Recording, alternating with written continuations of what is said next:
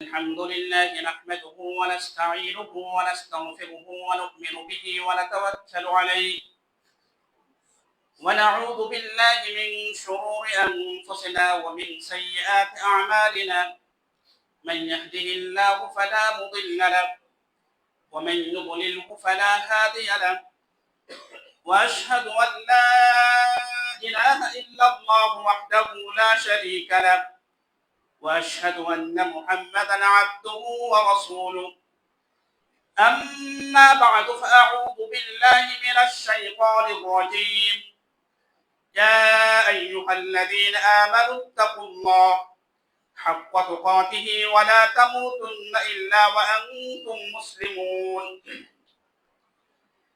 يا أيها الناس اتقوا ربكم الذي خلقكم من نفس واحدة وخلق منها زوجها وبث منهما رجالا كثيرا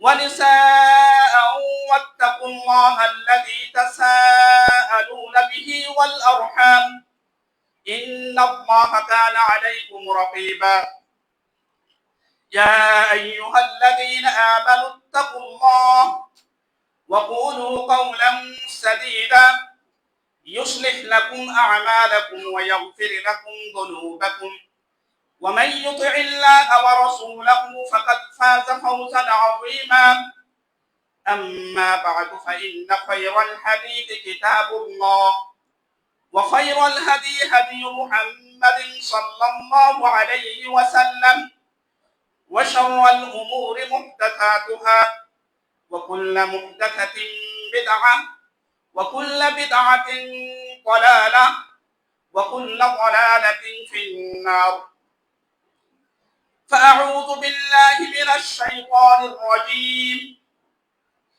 اعدلوا هو أقرب للتقوى وقال تعالى ومن يتق الله يجعل له مخرجا ويرزقه من حيث لا يحتسب সম্মানিত ইমাম সাহেব,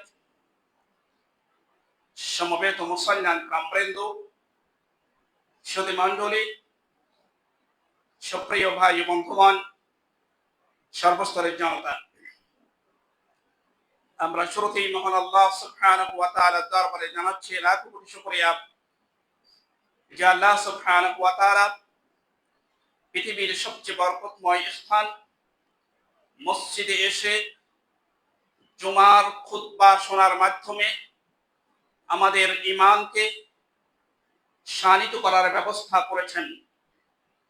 এই পৃথিবীতে আল্লাহ সুবহানাহু ওয়া তাআলা অসংখ্য অগণিত নিয়ামত দিয়েছেন। গোটা পৃথিবীর মানব গোষ্ঠীকে, গোটা পৃথিবীর মানব জাতিকে তার নিয়ামতের চাদর দিয়ে ঢেকে রেখেছেন। এই সকল নিয়ামতের মধ্য থেকে মানুষের উপর সবচেয়ে বড় নিয়ামত হচ্ছে ঈমান বিত তাওহীদ, আল্লাহর একত্ববাদের উপর, আল্লাহর উলুহিয়াতের উপর, আল্লাহর জাতির প্রতি ঈমান আনা, এটি হচ্ছে সবচেয়ে বড় নিয়ামত। আল্লাহ সুবহানাহু ওয়া তাআলা বলছেন বালিল্লাহু ইয়ামুন্নু আলাইকুম আন হাদাকুম লিল ঈমান, আমি তোমাদের উপর বিশাল অনুগ্রহ করেছি এই ঈমানের হিদায়াত দিয়ে। বিশাল অনুগ্রহ। আল্লাহ অনুগ্রহের কথা বলতে গিয়ে ঈমানের কথা নিয়ে আসলেন। আল্লাহ সুবহানাহু ওয়া তাআলা নেতিবাচক দৃষ্টিভঙ্গি থেকে বলছেন ইন্না শাররাদ দাওয়াবি ইনদাল্লাহিল্লাযীনা কাফারু ফাহুম লা ইউমিনুন, এই পৃথিবীতে প্রাণীকুল জগতের মধ্য থেকে তারা হচ্ছে সবচেয়ে নিকৃষ্ট যাদের ঈমান আনার সুযোগ ঘটেনি। এই পৃথিবীর সুপার পাওয়ার রাষ্ট্র আমেরিকা, আমেরিকার প্রেসিডেন্ট ডোনাল্ড ট্রাম্প, তার দুনিয়ার দৃষ্টিভঙ্গি থেকে তার অনেক সম্মান, অনেক মর্যাদা রয়েছে, কিন্তু যেহেতু এখন পর্যন্ত তার ঈমান আনার সুযোগ ঘটেনি, আল্লাহ সুবহানাহু ওয়া তাআলার ভাষায় সে পৃথিবীর সবচেয়ে নিকৃষ্ট প্রাণী। শুধু তাই নয়, পৃথিবীর সকল মানুষকে, পৃথিবীর সকল শিশুকে, কি হিন্দু, কি বৌদ্ধ, কি খ্রিস্টান, সকল মানুষকে আল্লাহ ঈমানের উপর, তাওহীদের উপর সৃষ্টি করেছেন। আল্লাহ বলছেন ফিতরাতাল্লাহ আল্লাতী ফাতারান নাস আলাইহা, পৃথিবীর সকল মানুষকে আল্লাহ ঈমানের উপর, তাওহীদের উপর সৃষ্টি করেছেন। আপনার পার্শ্ববর্তী যে হিন্দু পরিবারের যে শিশুটি জন্মগ্রহণ করেছে, সে হিন্দু পরিবারে জন্মগ্রহণ করেছে, কিন্তু বাচ্চাটির জন্ম কিসের উপর? তাওহীদের উপর। রাসূলুল্লাহ সাল্লাম বলেছেন, মা মিন মাউলুদিন ইউলাদু আলাল ফিতরা, যে পৃথিবীর সকল শিশুর জন্ম হচ্ছে তাওহীদের উপর, কিন্তু তার পিতামাতা তাকে ইহুদি বানায়, খ্রিস্টান বানায়, অগ্নি পূজক বানায়, কিন্তু তার জন্ম কিসের উপর? ঈমানের উপর। খুব আশ্চর্য হতে হয়, হতবাক হতে হয়। মনে হচ্ছে যেন কোরআনের এই আয়াত এবং বিশ্বনবী জনাবে মুহাম্মদুর রাসূলুল্লাহ সাল্লাল্লাহু আলাইহি ওয়াসাল্লামের এই অনুবাণীর এই হাদিসটির ব্যাখ্যা যেন আজকের বিশ্বের সেই পশ্চিমা বিশ্বের শিকাগো বিশ্ববিদ্যালয়ের প্রফেসররা, ডক্টররা মনে হচ্ছে যেন তারা ব্যাখ্যা করছে তাদের ভাষায়। তারা কোরআন পড়েনি, তারা এই আয়াত পড়েনি, তারা হাদিস পড়েনি, কিন্তু তারা তাদের পরীক্ষা নিরীক্ষা করে, বিশেষ করে বাচ্চাদের শিশুদের ব্রেন নিয়ে গবেষণা করে তারা বিস্ময়কর তথ্য দিয়ে বলছে, বা'দা দিরাসাতিদ দিমাগ আন্না দিমাগ আত-তিফল মুজাহহাদুন লিআফকারিন মুহাদ্দাদা বিআন্না আদ-দিমাগ তুকিররু আন্না আল্লাহ খালিকুল কাউন ওয়া আন্না কুল্লা শাইইন সাবাবুল্লাহ ওয়া আন্না আল্লাহ ওয়াহিদ লাইসা বিআদাদিন কাসীর। আমেরিকা শিকাগো বিশ্ববিদ্যালয়ের প্রফেসররা তারা বলছেন, বাচ্চাদের ব্রেন নিয়ে, বাচ্চাদের মগজ নিয়ে গবেষণা করে বলছে, তাদের এই ব্রেনে সামান্যতম প্রোগ্রাম সূচি দেওয়া হয়েছে, স্বল্প প্রোগ্রাম দেওয়া হয়েছে। সেই স্বল্প প্রোগ্রামের প্রথম প্রোগ্রাম হচ্ছে বাচ্চাদের ব্রেনের কোষগুলো স্বীকৃতি দিচ্ছে গোটা বিশ্ব জগতের একচ্ছত্র সৃষ্টিকর্তা হচ্ছেন আল্লাহ। তারা আরো বলছেন, ওয়া আল্লাহ ওয়াহিদ লাইসা বিআদাদিন কাসীর, আল্লাহ কেবলমাত্র একজন, অধিক সংখ্যক না। সুতরাং যে আল্লাহ সুবহানাহু ওয়া তাআলার প্রতি আমরা ঈমান আনার সুযোগ পেয়েছি, বিশাল নিয়ামত, সেই জুমার খুতবার মাধ্যমে, খুতবা শোনার মাধ্যমে, এই কালচারের মাধ্যমে আমাদের ঈমানকে শানিত করার যে আল্লাহ সুবহানাহু ওয়া তাআলা চমৎকার প্রোগ্রামের ব্যবস্থা করে দিয়েছেন, সে আল্লাহর প্রশংসা করছি, বলছি আলহামদুলিল্লাহ।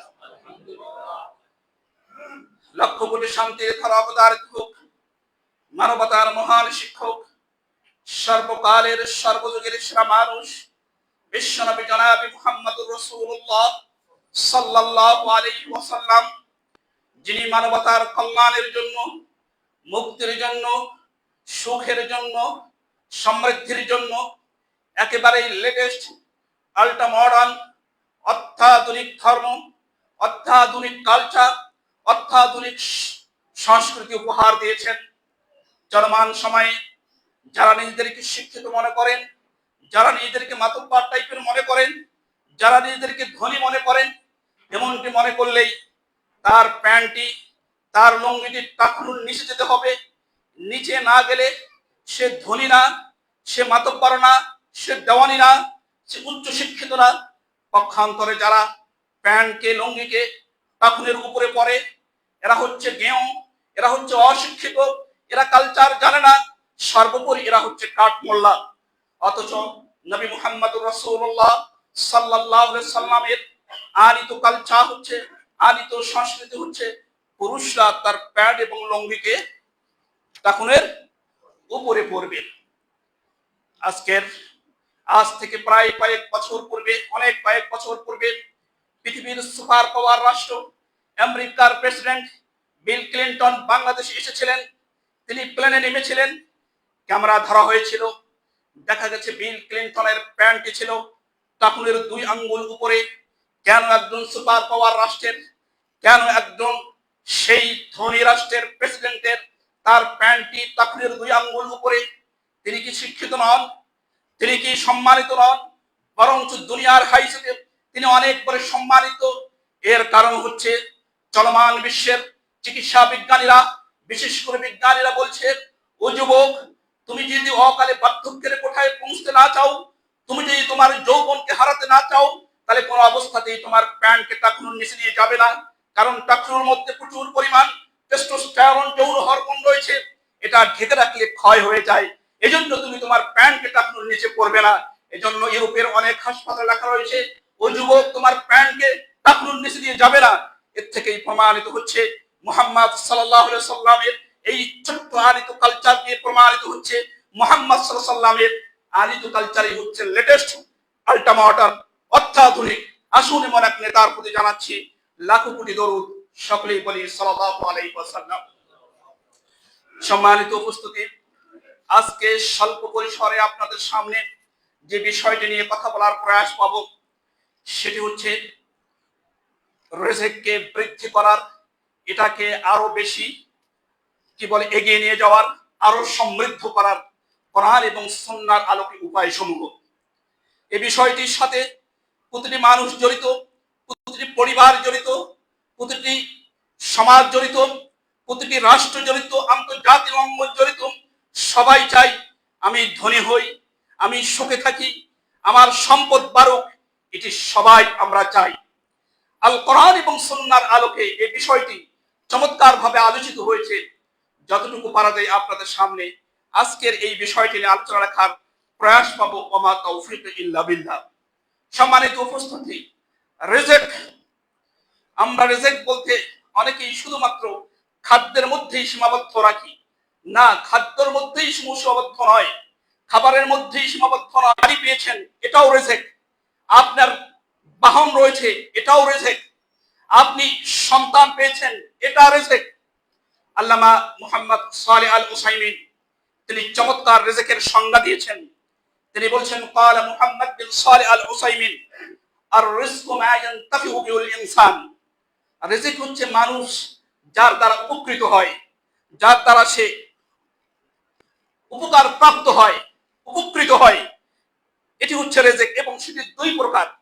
একটি হচ্ছে রিজকুন মা ইয়াকুমু বিহিল বাদানু, যে তার শরীর ঠিক থাকে, তার শরীরের কাঠামো ঠিক থাকে, সেটি খাওয়া, পানি, পোশাক, তার বাহন, যা এর মধ্যে আরো তার সংশ্লিষ্ট সবই রিজিক। এর আরেকটি বলছেন রিজিক হচ্ছে ইয়াকুমু বিহি আদ-দ্বীন। দ্বীন হচ্ছে রিজিক, সেটি হচ্ছে জ্ঞান এবং সেটি হচ্ছে ঈমান। আপনি সত্যিকার অর্থে আপনি অনেক উচ্চশিক্ষিত হয়েছেন, সঠিক দ্বীনের আপনার নাই আপনার মাঝে, আপনি সত্যিকার অর্থে একটি ভালো রিজিক থেকে বলা চলে যে আপনার আসল রিজিক থেকে আপনি বঞ্চিত হয়েছেন। সম্মানিত উপস্থিতি, এই জন্য রাজ্জাক, আল্লাহ সুবহানাহু ওয়া তাআলা রাজ্জাক, এই রাজ্জাক শব্দের অর্থ আমরা বলি রিজিক দাতা, কিন্তু এই শব্দটির যথার্থ অর্থ হচ্ছে রাজ্জাক যাবতীয় প্রয়োজন সরবরাহকারী, যিনি সকল প্রয়োজন মিটান। আপনার প্লেন তৈরি করতে এক প্রকার পদার্থ লাগে, সেটা সমুদ্রের সৈকতে পাওয়া যায়, বেলোনিয়াম পদার্থ। এই পদার্থ কে দিয়েছেন? মহান আল্লাহ সুবহানাহু ওয়া তাআলা। চলাচলের জন্য যানবাহনের যা কিছু ব্যবস্থা, এগুলো কে দিয়েছেন? মৌলিক উপাদানগুলো কে দিয়েছেন? মহান আল্লাহ সুবহানাহু ওয়া তাআলা। এটি রিজিক। এজন্য আল্লাহ সুবহানাহু ওয়া তাআলা কোরআনুল কারীমে কি চমৎকার কথা বলছেন, ওয়া ফিস সামাই রিজকুকুম, ওয়া ফিস সামাই রিজকুকুম, আসমানে তোমাদের রিজিক রয়েছে। ইতিপূর্বে যারা তাফসীর কারক তারা তাদের ব্যাখ্যাটা এইভাবেই দিয়েছেন, আসমান থেকে বৃষ্টি বর্ষণ হয়, সেই বৃষ্টি বর্ষণের মাধ্যমে জমিন, মৃত জমিন জীবিত হয়ে উঠে, ফসল ফলাদি হয়, এর মাধ্যমে রিজিক। কিন্তু আজকের এই জামানায় এটা প্রমাণিত হচ্ছে শুধু বৃষ্টি নয়, অধিকাংশ সিংহভাগ রিজিক আকাশে রয়েছে।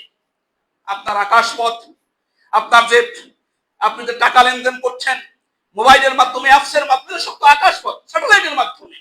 তাহলে রিজিকটাই কি চমৎকার আয়াত, ওয়া ফিস সামাই রিজকুকুম, ওয়া ফিস সামাই রিজকুকুম, আকাশে শূন্যে তোমাদের রিজিক রয়েছে। আজকের যে যুদ্ধগুলো চলছে, এই যুদ্ধের তো অন্যতম আকাশপথ দিয়ে, এগুলো তো যুদ্ধের মাধ্যমে তারা তো সম্পদকে টানার, সম্পদকে কুক্ষিত করার তাদের তো এই ব্যবস্থা। আজকে ইরান এবং আমেরিকা যুদ্ধ হচ্ছে, আজকে দেখা যাচ্ছে সেই শিয়া রাষ্ট্র ইরান তাদের এই আকাশপথে যুদ্ধের মাধ্যমে তারাও কিন্তু রিজিক টানতেছে। কি তাদের তাদের তেলকে সেই আমেরিকা সেটাকে নিষেধাজ্ঞা দিয়েছিল, এখন তারা নিষেধাজ্ঞা তোয়াক্কা করছে না, যে আগে খুব কম দরে তারা বিক্রি করতে পারতো, এখন তারা বেশি দরে বিক্রি করছে, যার ফলে প্রতিদিন কয়েক কোটি বিলিয়ন তাদের টাকা আসতেছে। তো ওই ওয়াফিস সামাই রিজকুকুম, আল্লাহ সুবহানাহু ওয়া তাআলা তার রিজিক শূন্য আকাশে রয়েছে। আল্লাহ সুবহানাহু ওয়া তাআলা বলেছেন, ওয়ালাকাদ মাক্কান্নাকুম ফিল আরদ, ওয়ালাকাদ মাক্কান্নাকুম ফিল আরদ, যে আমি তোমাদেরকে এই পৃথিবীতে তোমাদের স্থান দিয়েছি, জায়গার ব্যবস্থা করে দিয়ে, তোমাদের অবস্থানের ব্যবস্থা করে দিয়েছি। ওয়াজআলনাকুম মাআইশা, এখানে তোমাদের উপকরণের ব্যবস্থা করে দিয়েছি। এই বিশ্ব চরাচরে আল্লাহ সুবহানাহু ওয়া তাআলা আপনার জীবন উপকরণের জন্য সকল কিছু ব্যবস্থা কে করে দিয়েছেন? মহান আল্লাহ সুবহানাহু ওয়া তাআলা। তো সম্মানিত উপস্থিতি, সুতরাং রিজিকের ব্যাপারে তাহলে রাজ্জাক শব্দের অর্থ আমরা জানলাম যাবতীয় প্রয়োজন সরবরাহকারী, সকল প্রয়োজন যিনি মিটান তারই নামে হচ্ছে কি? রাজ্জাক। সম্মানিত উপস্থিতি, আসুন আমরা এই রিজিককে কিভাবে টেনে আনবো, এই রিজিককে আমার এই যত প্রয়োজন রয়েছে এই প্রয়োজনকে আমি কিভাবে আমার দিকে আমি ধাবিত করে নিয়ে আসবো। অনেকগুলো রয়েছে, তার মধ্যে হচ্ছে তাকওয়া আল্লাহ, আল্লাহ ভীতি। তাকওয়া আল্লাহ, আল্লাহ ভীতি। কোরআনুল কারীমে বহু জায়গায় তাকওয়ার ব্যাপারে কথা বলেছেন। গোটা রমাদান আমরা অতিবাহিত করলাম, যেখানে মূল টার্গেটটা ছিল তাকওয়াবান মানুষ তৈরি করতে, ভালো মানুষ তৈরি করতে। আল্লাহ সুবহানাহু ওয়া তাআলা বলছেন কি চমৎকার, ওয়া মান ইয়াত্তাকিল্লাহা ইয়াজআল লাহু মাখরাজা ওয়া ইয়ারযুকুহু মিন হাইসু লা ইয়াহতাসিব। যে ব্যক্তি আল্লাহকে ভয় করে, আল্লাহ সুবহানাহু ওয়া তাআলা তার এই চলার পথে তার তো অনেক প্রয়োজন রয়েছে, এই প্রয়োজনগুলো সরবরাহ করার জন্য তার যে কোনো পথ যেটা সহজ আল্লাহ বের করে দিবেন যদি সে তাকওয়াবান হয়। ওয়া ইয়ারযুকুহু মিন হাইসু লা ইয়াহতাসিব, এবং আল্লাহ এমন ভাবে তাকে রিজিক দিবে সে নিজেও টের পাবে না। ইমাম ইবনে কাসীর রাহিমাহুল্লাহু তাআলা তিনি বলছেন মিন জাহাতিল লা তাকতুর, কল্পনাও করতে পারবে না। ইবনে আব্বাস বলছেন মিন হাইসু লা ইয়ারজু ওয়া লা ইয়ামাল, কোন দিক থেকে রিজিক আসছে কল্পনাও করেনি, সে আশাও করেনি এই দিক থেকে রিজিক আসবে। তাকওয়ার বিষয়টাকে আমরা মনে করছি যে তাকওয়া করার কারণে রিজিক দিবে, মনে হয় এটা একটা গায়বী বিষয়, বা এটি হচ্ছে একটা বোধহয় মুজিজা, বা এটা অন্যরকম। বিষয়টি এমন নয়। অর্থাৎ তাকওয়ার পরিবেশ তৈরি হলেই রিজিক আল্লাহ দিয়ে রেখেছেন, অফুরন্ত রিজিক আল্লাহ দিয়ে রেখেছেন, এগুলো মানুষ অনায়াসে ভোগ করতে পারবে। কিন্তু তাকওয়াবান পরিবেশ, তাকওয়ার পরিবেশ না থাকার কারণে আমরা সেই ভোগ করতে পারছি না। দেখুন, তাকওয়ার সংজ্ঞা কিন্তু অনেক ভাবে এসেছে। সাহাবীরা, তাবিরা তাকওয়ার সংজ্ঞা দিয়েছে। আলী রাদিয়াল্লাহু তাআলা আনহু তিনি বলছেন তাকওয়ার সংজ্ঞা বলতে কি আল খাউফু মিনাল জালিল ওয়াল আমালু বিত তানজিল ওয়াল কানাআতু বিল কালিল ওয়াল ইস্তি'দাদু লিয়াউমির রহিম। তিনি বলছেন মহান আল্লাহকে ভয় করা, ওয়াল আমালু বিত তানজিল, আল্লাহ যা নাযিল করেছেন দলিল ভিত্তিক আল্লাহ যা নাযিল করেছেন সেটা দিয়ে আমল করা, ওয়াল কানাআতু বিল কালিল, স্বল্পে তুষ্ট থাকা, ওয়াল ইস্তি'দাদু লিয়াউমির রহিম, আখিরাতের জন্য প্রস্তুতি গ্রহণ করা। আবার অনেকে তাকওয়ার সংজ্ঞা দিয়েছে ভাবে যে আল্লাহ যা ফরজ করেছেন ফরজ সেটিকে বাস্তবায়ন করে, হারাম যা করেছেন তা থেকে দূরে থাকা। কিন্তু কোরআন তাকওয়ার সংজ্ঞা দিয়েছে। আমি এজন্য এই তাকওয়াটাকেই সবচেয়ে বেশি মূল্য দেই। আল্লাহ সুবহানাহু ওয়া তাআলা কোরআনে তাকওয়ার একটা সংজ্ঞা দিয়েছে, এবং এই তাকওয়ার সাথে যে রিজিক সেটা যে অবাধারিত ভাবে আসবে, অফুরন্ত ভাবে যে আসবে, সেটা এটার সাথে বোঝা যায়। কি আল্লাহ বলছেন, তাকওয়ার সংজ্ঞাটা কি? আল্লাহ কি বলছেন? ইউদিলু হুয়া আকরাবু লিত-তাকওয়া, ইউদিলু হুয়া আকরাবু লিত-তাকওয়া, তোমরা ন্যায় ইনসাফ কায়েম করো, এটি হচ্ছে তাকওয়ার সবচেয়ে মানদণ্ডের কাছাকাছি। ইউদিলু হুয়া আকরাবু লিত-তাকওয়া, তোমরা কি করো? ন্যায় ইনসাফ কায়েম করো। এই ন্যায় ইনসাফের এটি হচ্ছে তাকওয়া, এটি হচ্ছে তাকওয়ার সবচেয়ে নিকটবর্তী, এটি হচ্ছে তাকওয়ার মানদণ্ড, এটি হচ্ছে তাকওয়ার একটা চূড়ান্ত মানদণ্ড হচ্ছে কি? আদল, ইনসাফ।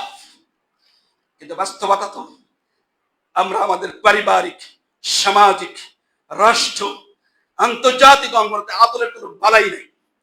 আল্লাহ সুবহানাহু ওয়া তাআলা কি বলছেন?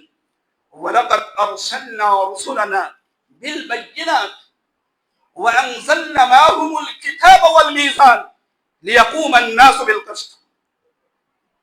লাকাদ আরসালনা রাসূলানা বিল বাইয়িনাত, আমি অনেক নবী রাসূল প্রেরণ করেছি বাইয়িনাত, সুস্পষ্ট দলিল, অকট্ট প্রমাণাদি, আল হুজাজুল বাহিরা ওয়াল কাতিআতুদ দালাইল। ইবনে কাসির আয়াতটার ব্যাখ্যাটা এত সুস্পষ্ট, আপনার কি বলে অকট্ট দলিল, অকট্ট নীতি বলা বাইয়িনাত, যেটা কাউরি কাছে যাওয়ার প্রয়োজন পড়বে না। মানে আল্লাহ রসুলদেরকে তাদেরকে প্রেরণ করার সাথে বাইয়িনাত, আপনাকে আর কোন নেতার কাছে, কোন নেত্রীর কাছে দলিলের জন্য যেতে হবে না। রসুলদেরকে আল্লাহ বাইয়িনাত দিয়ে প্রেরণ করেছেন। আর কি ওয়ানজালনা মাহুমুল কিতাব ওয়াল মিজান, আর আমি তাদের সাথে প্রেরণ করছি কিতাব, সংবিধান, নীতিমালা, পরিপত্র, অর্ডিন্যান্স আমি গ্রহণ করেছি। আজকের খুব দুঃখ লাগে, আফসোস লাগে, কষ্ট লাগে, এরা মুসলিম কিন্তু কখনো তাদের কথাটাকে নিয়ে যায় না। আল্লাহ যে সংবিধান নাজিল করছে, আল্লাহ যে পরিপত্র নাজিল করেছে, আল্লাহ যে নীতিমালা জারি করছে, কারো মুখ দিয়ে কথা বের হয় না। মাশাআল্লাহ তাদের কারো মাথায় টুপি রয়েছে, মাশাআল্লাহ ইনসাফের কথা বলে, কিন্তু না, ইনসাফ নীতিমালাগুলো যেতে হয় ওই কিতাবের দিকে। কিতাব আল্লাহ ওয়ানজালনা মাহুমুল কিতাব, আমি নাজিল করেছি তাদের সাথে কিতাব। কিতাব বলতে কি? নীতিমালা, পরিপত্র, দলিল, অর্ডিন্যান্স, সংবিধান। কে নাজিল করেছেন? মহান আল্লাহ সুবহানাহু ওয়া তাআলা।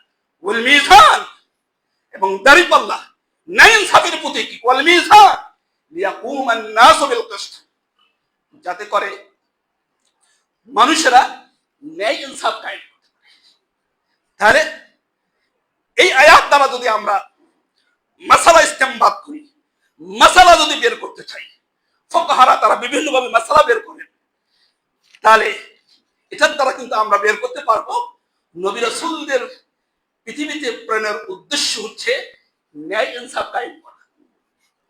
কারণ লাকাদ আরসালনা রাসূলানা বিল বাইয়িনাত ওয়া আনজালনা মাহুমুল কিতাবা ওয়াল মিজান লিয়াকুমান নাসু বিল কিসত, যাতে করে মানুষেরা কি কায়েম করতে পারে? ইনসাফ। ইনসাফ। আল্লাহ আরো কিভাবে বলছেন?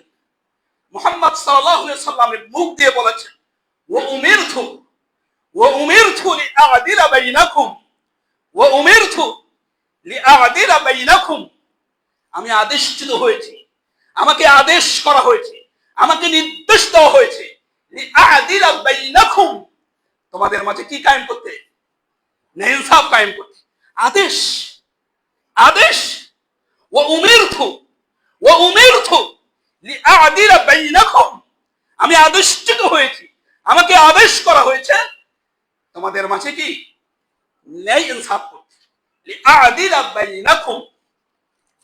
আল্লাহ আরো বলছেন, ওয়া ইদা হাকামতুম ওয়া ইদা কুলতুম ফা'দিলু, যখন তোমরা কথাও বলবে, কথা বলার সময়ও আদল করবে, ইনসাফ করবে।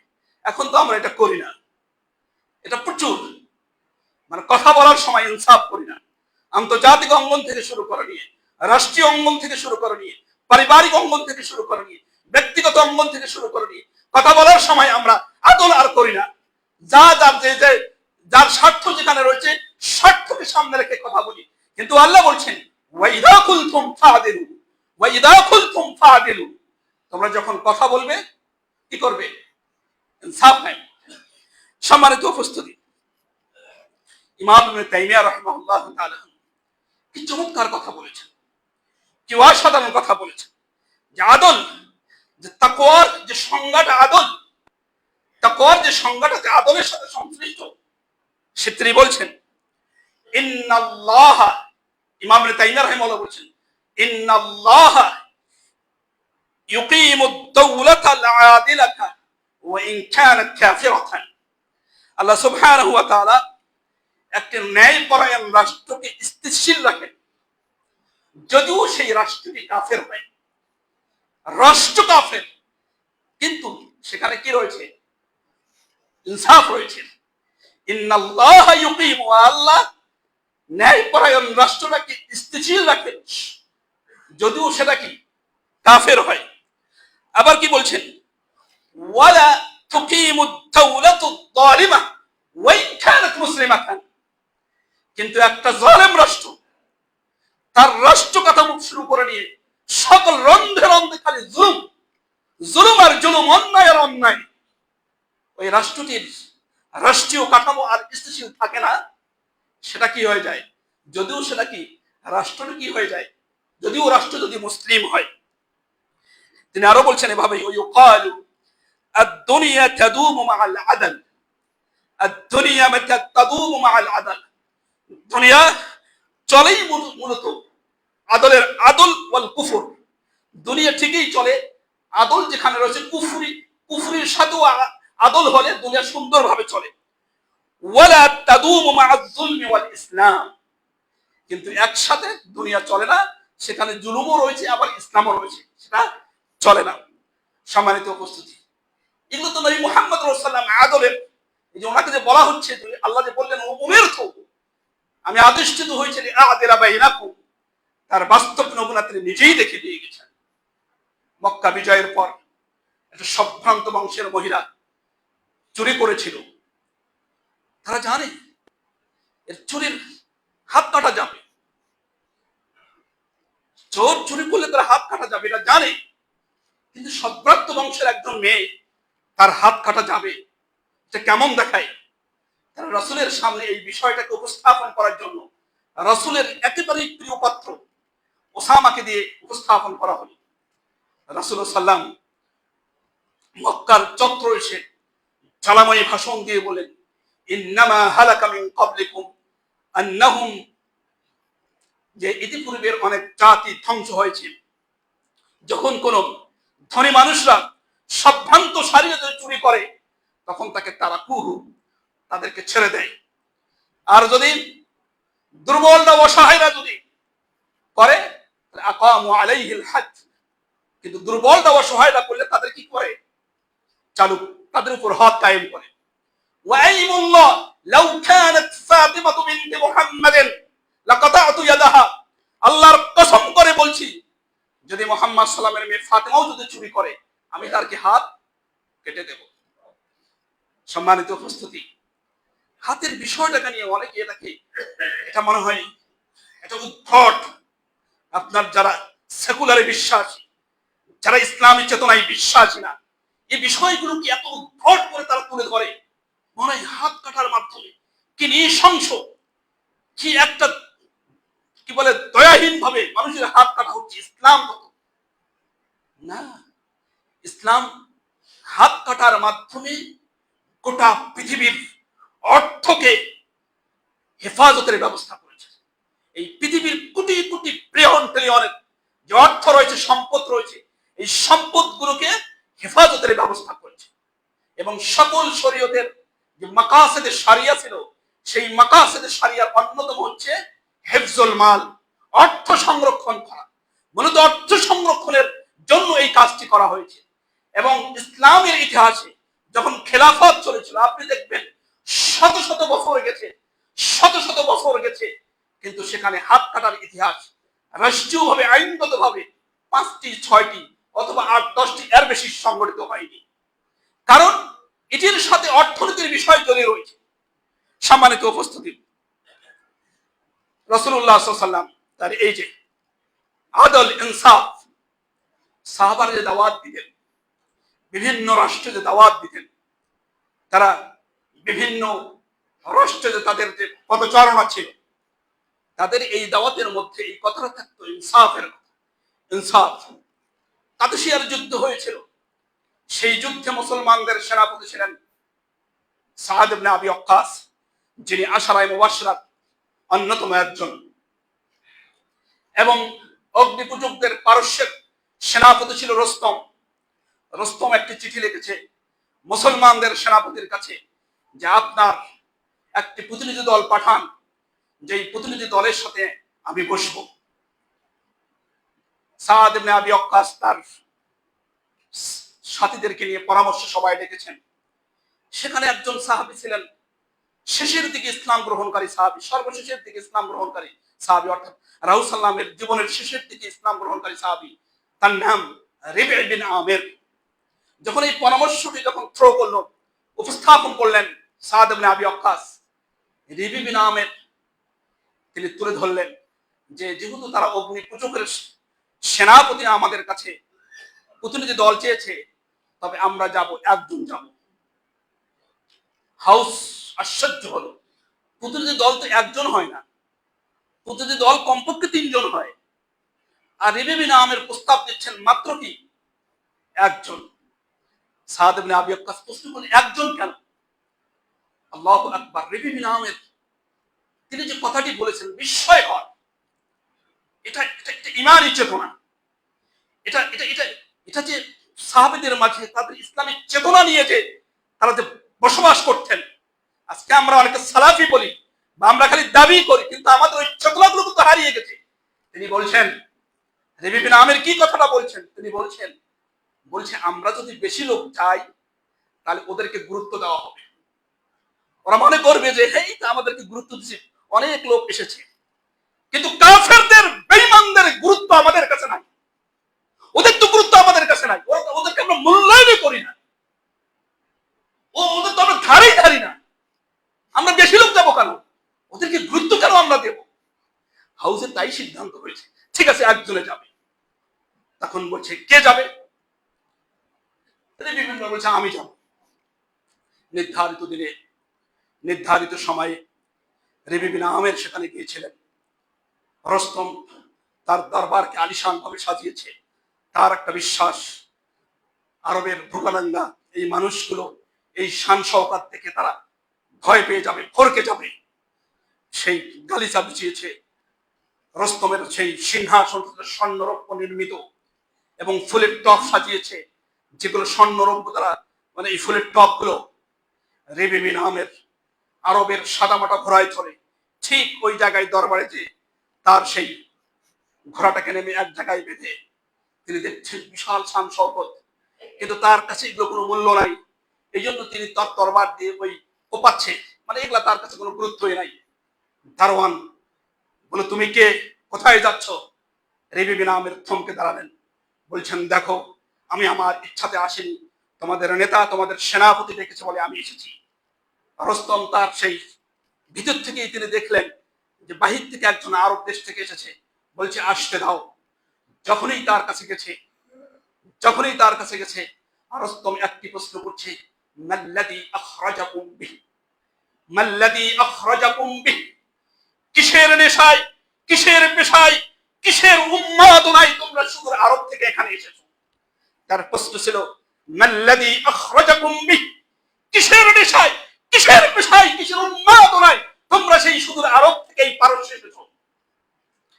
রেবি বিন আমের 3টি বাক্যে বলে জবাব দিয়েছিলেন। এই 3টি বাক্যই ইসলামের মূল স্পিরিট, ইসলামের মূল চেতনা, ইসলামের সারসংক্ষেপ।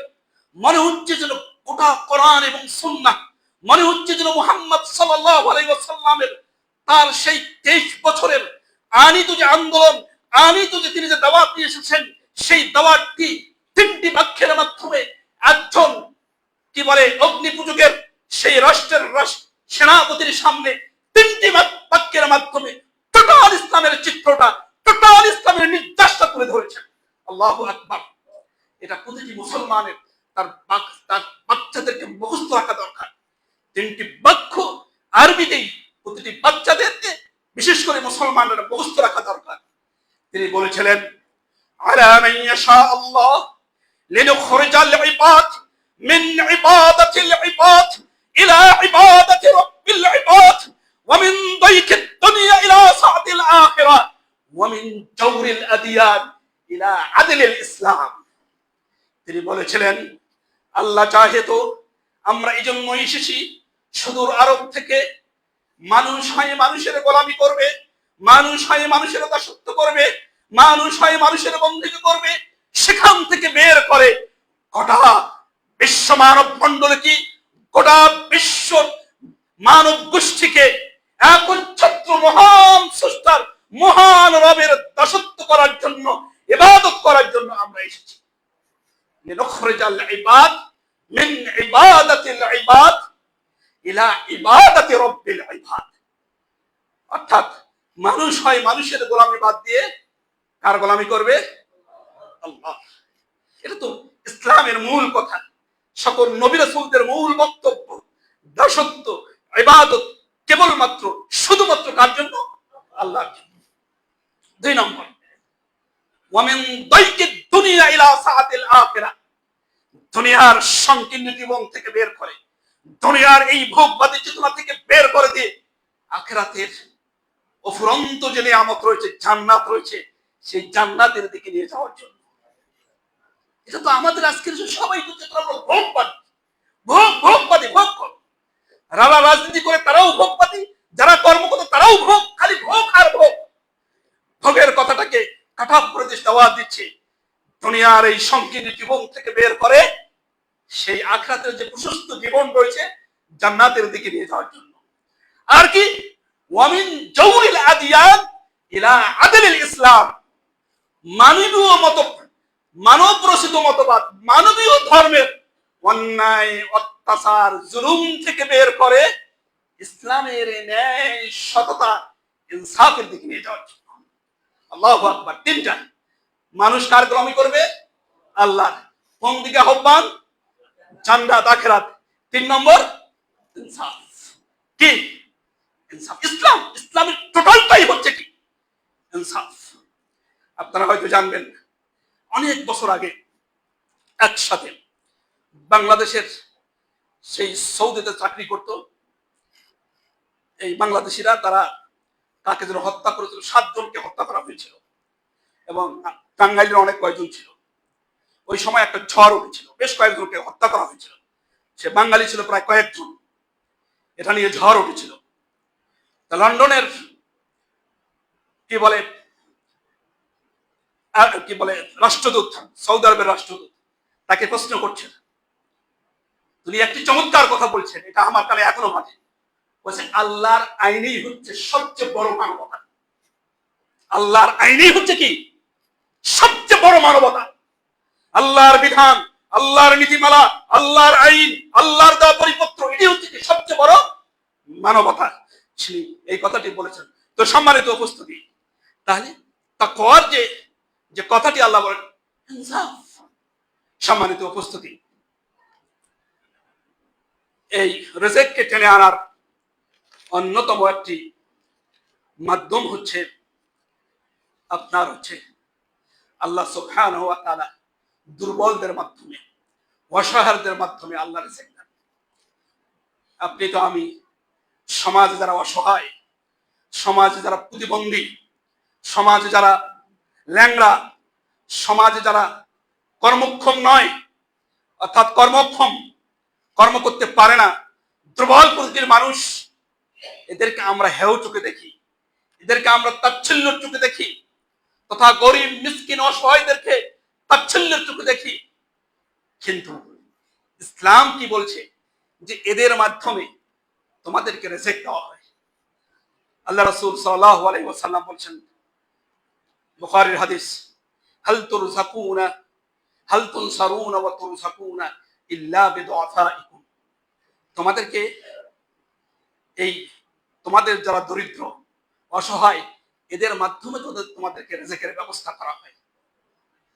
এই যে এই হাদিসটার আলোকে বা কোরআন এবং সুন্নাতের সফটওয়্যার দিয়েছে, যে নীতিমালা দিয়েছে, দরিদ্রদের, অসহায়দের, অসাধারণ। এরা তো যারা দরিদ্র শ্রেণীর, যারা অসহায়, যারা প্রতিবন্ধী, তারা তো মোষ পাকড়াবে, আমার কাছে তো অটোভাবে চলে আসবে। এবং কোরআন এবং সুন্নাহ এত বিস্ময়কর ভাবে এই অর্থনীতির বিষয়টাকে সলভ করেছে। আজকে আমাদের মাননীয় প্রধানমন্ত্রী তিনি ফ্যামিলি কার্ডের কথা বলছেন। আমি তো মনে করি উনি যদি এই সূত্রের কাছে আসেন, কোরআন এবং সুন্নাতে সফটওয়্যার দিয়েছি, খালি এটাকে যদি ব্যবহার করে, উনি 4 কুইন্টালে যা লাগে সব ফেলে দিতে পারবেন অনায়াসে, কোনো ব্যাগ ছাড়াই, কোনো কষ্ট ছাড়াই। কিভাবে? শরিয়া দেখেন কি কি কি চমৎকার ভাবে করে ধরেছে।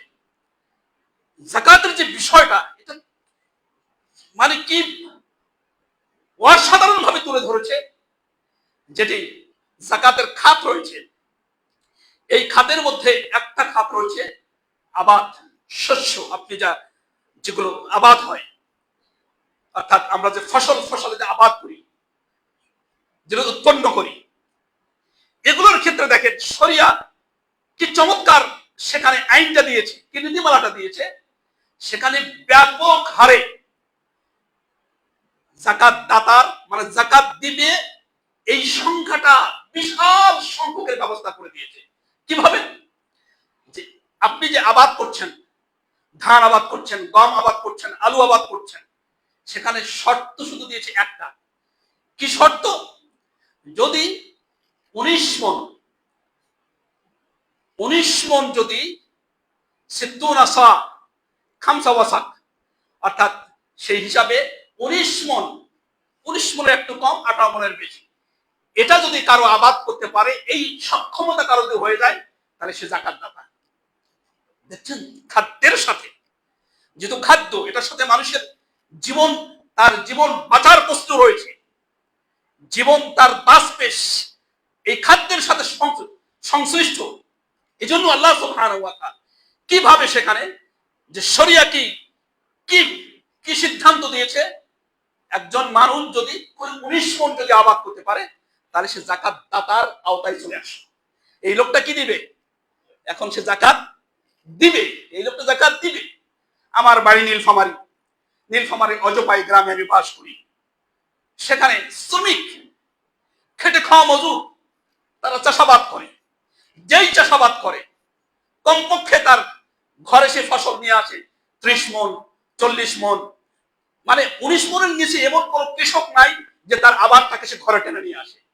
তাহলে দেখেন, এই যে আপনি সেখান থেকে যদি আল্লাহর দেওয়া পানিতে হয়, তাহলে 10-এর 1, আর যদি শেষের দ্বারা হয়, তাহলে কি 20-এর 1। আমি তো মনে করি এই প্রবণতার মধ্যেই, এটা যদি চালু করে, এটার মধ্যেই আপনার কি বলে, প্রচুর সংখ্যক যুবককে চাকরির ব্যবস্থা করে দেওয়া যাবে। ওই যে ওয়াল আমিলিনা, কারণ এগুলো হিসাব রক্ষক, এগুলা হিসাব নিতে তার কতটুকু আবাদ করলো না করলো, এগুলো হিসাব করতে চায়, একটা বিশাল সংখ্যক একটা জনগোষ্ঠী লাগবে। এখানেই লক্ষ লক্ষের কর্মসূচির মানে কর্মসংস্থানের ব্যবস্থা করা যাবে। তাহলে দেখেন, তাহলে এভাবেই আল্লাহ সুবহানাহু ওয়া তাআলা এই যে দুর্বলদেরকে মাধ্যমে রিজিক দিচ্ছে, কিন্তু আপনি আমি পাত্তাই দিচ্ছি না। আল্লাহ রাসূল সাল্লাল্লাহু আলাইহি সাল্লাম বলছেন, ইন্নামা তুরযাকুনা ওয়া তুনসারুনা বিদুআফাইকুম, তোমাদেরকে কি বলেন, রিজিক দেওয়া হয় এবং সাহায্য করা হয় দুর্বলদের মাধ্যমে। কোরআনুল কারীমে সূরা আল কালামে আপনারা পড়বেন, এটা বিস্তারিত একটি ঘটনা এসেছে। সেখানে মিসকিনদেরকে, অসহায়দেরকে ঠকাতে চেয়েছিল, যেটি আল্লাহ সুবহানাহু ওয়া তাআলা বলেছেন, ওয়া ফি আমওয়ালিহিম হাক্কুল লিস-সাইলি ওয়াল মাহরুম, যে তাদের সম্পদে যারা অসহায়, যারা দরিদ্র, তাদের হক রয়েছে, তাদের অধিকার রয়েছে। আমরা তো মাশাআল্লাহ যাকাত দেওয়ার ক্রেডিট নেই না, এটা তো অসহায়দের একটা সম্পদ। কি কোরআনে কি ঘটনাটা এসেছে? আল্লাহ সুবহানাহু ওয়া তাআলা বলছেন,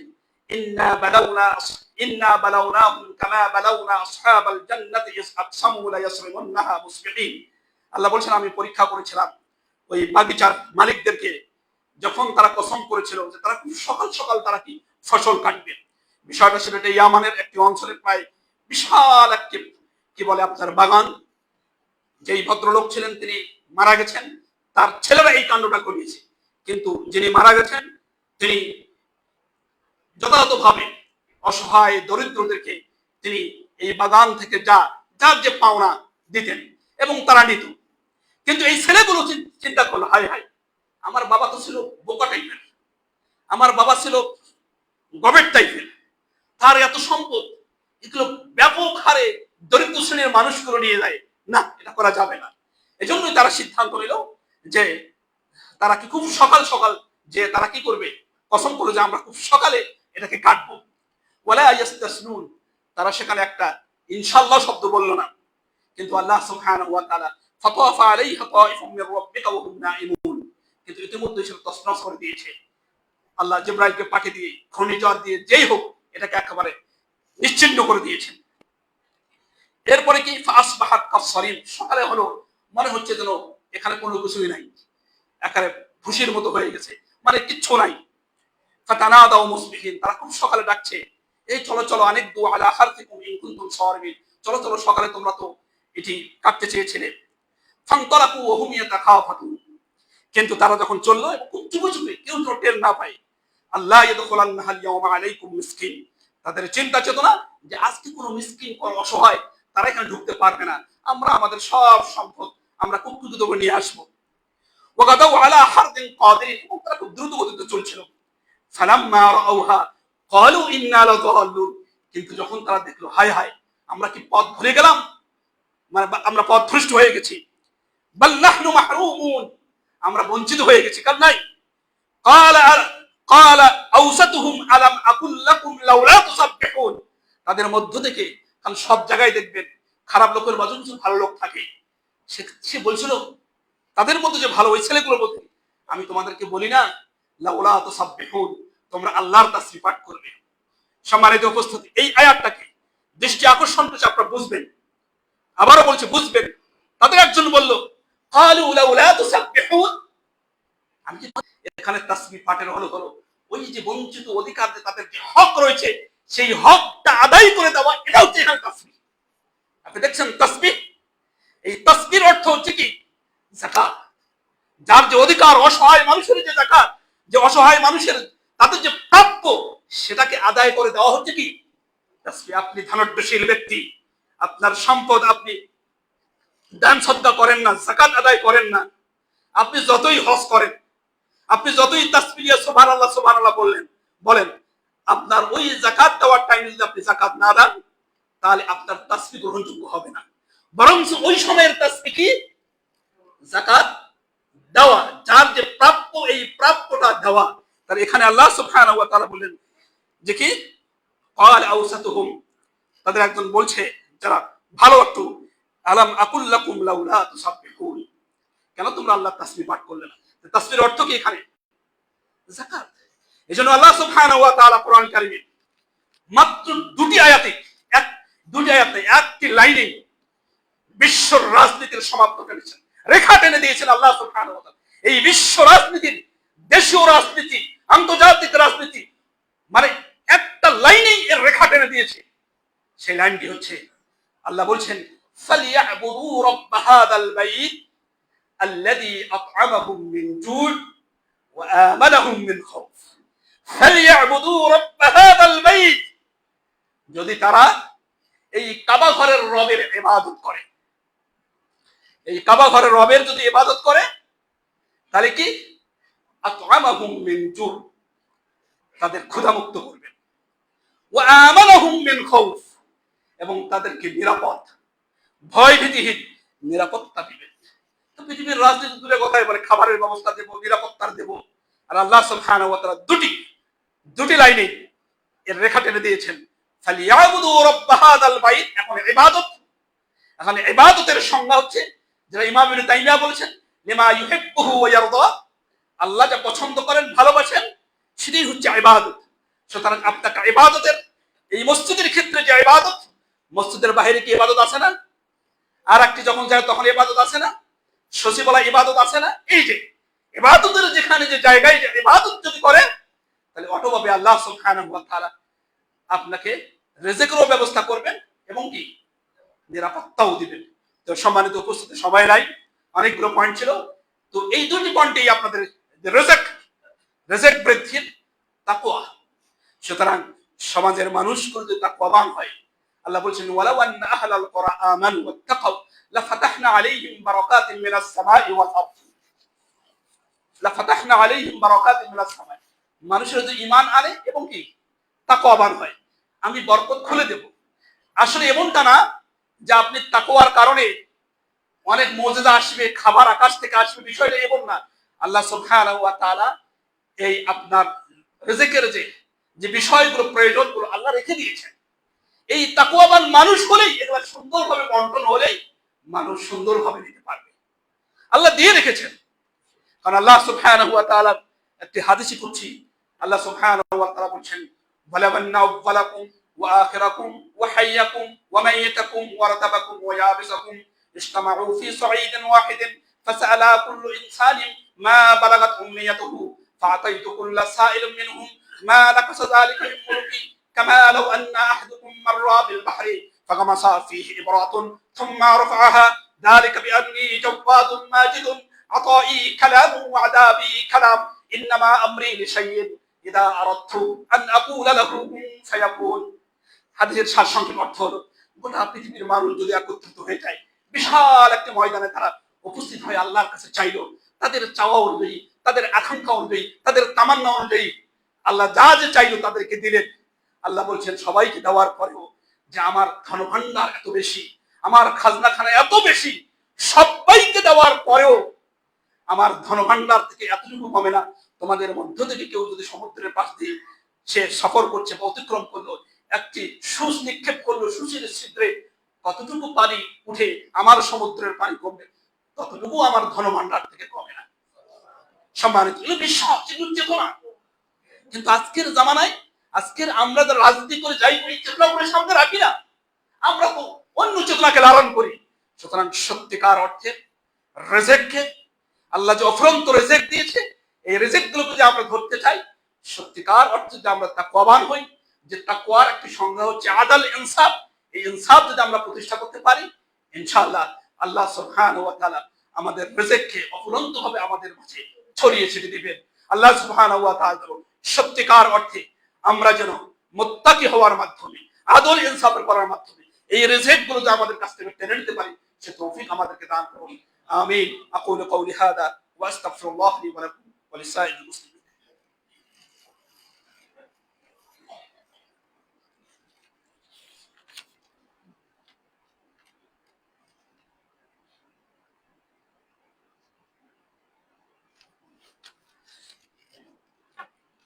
نحمده ونصلي على رسوله الكريم أما بعد فأعوذ بالله من الشيطان الرجيم إن الله ملائكته يصلون على النبي يا أيها الذين آمنوا صلوا عليه وسلموا تسليما اللهم صل على محمد وعلى آل محمد كما صليت على إبراهيم وعلى آل إبراهيم إنك حميد مجيد اللهم بارك على محمد وعلى آل محمد كما باركت على إبراهيم وعلى آل إبراهيم إنك حميد مجيد رب العالمين আমাদের জীবনের সকল গুনাহ ক্ষমা করে দেন আমাদের ছোট গুনাহ বড় গুনাহ জাহির গুনাহ কুশিত সকল গুনাহ ক্ষমা করে দেন